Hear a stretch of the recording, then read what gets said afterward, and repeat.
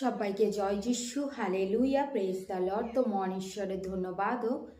তো ঈশ্বরের বাক্যে ঈশ্বর আশীর্বাদ করুক, হালেলুয়া।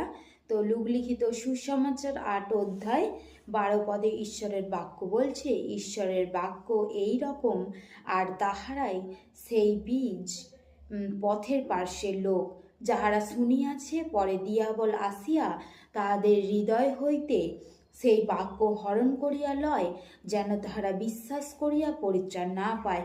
হালেলুয়া। ঈশ্বরের বাক্যে বলছে যে পথের পার্শ্বের লোক এই রকম, যারা শুনছে ঈশ্বরের বাক্য, কিন্তু দিয়াবল এসে, মানে সেই শয়তান এসে তাদের হৃদয় থেকে, তাদের মন থেকে, তাদের হৃদয় থেকে সেই বাক্যকে কি করছে, সে হরণ করে নিয়ে যাচ্ছে। সেই তাদের হৃদয় থেকে কি সে বাক্যকে বের করে নিয়ে যাচ্ছে, আর সেই যেন তাহারা বিশ্বাস করিয়াও পরিত্রাণ না পায়। বলছে যেন তাহারা কি বিশ্বাস করছে এবং পরিত্রাণ যেন না পায়, কারণ বাক্য তাদের হৃদয়ের মধ্যে নেই। সেই জন্যেই সেই ঈশ্বরের বাক্য বলছে যে সেই তারা কি পরিত্রাণ যাতে না পায়, তারা এই বীজ, তারা কি পথের পার্শ্বের বীজ। পথের পার্শ্বে যে বীজ পড়ে তারা এইরূপ বীজ মানুষের মধ্যে দিয়ে ঈশ্বর উদাহরণ দিয়েছে।